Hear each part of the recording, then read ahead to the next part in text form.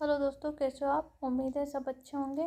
तो अपन वाक्य अर्थ और परिभाषा, उसके प्रत्येक शब्दों के सार्थक और निश्चित क्रम में व्यवस्थित समूह को वाक्य कहते हैं। वाक्य के लिए अर्थ की पूर्णता, योग्यता, संधि आवश्यक अंग है ना। वाक्य के भाग, तो वाक्य मुख्यतः वाक्य के दो भाग होते हैं, उद्देश्य और विधेय।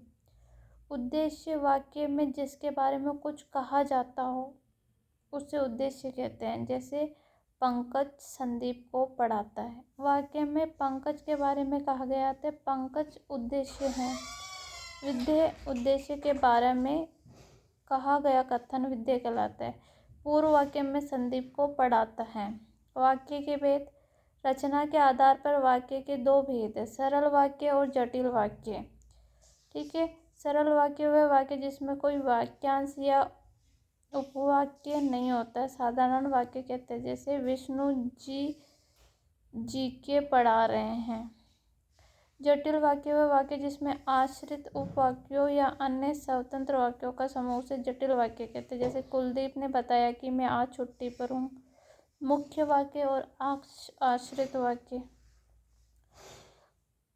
विनोद कंप्यूटर पर कार्य कर रहा है। और स्वतंत्र वाक्य इधर उधर भटक रहा है। स्वतंत्र वाक्य मिश्रित वह वाक्य जिसमें आश्रित और मुख्य वाक्य का समूह हो, अर्थात वाक्य का अर्थ दस्ती का पूरा और वाक्य का अर्थ को दस्ती से अधूरा हो। खुशबू ने कहा कि आज मैं कोचिंग नहीं आ पाऊंगी। मुख्य वाक्य अधूरा है, आश्रित वाक्य पूरा है। संयुक्त वाक्य वह वाक्य जिसमें दो या दो से अधिक स्वतंत्र वाक्य हो।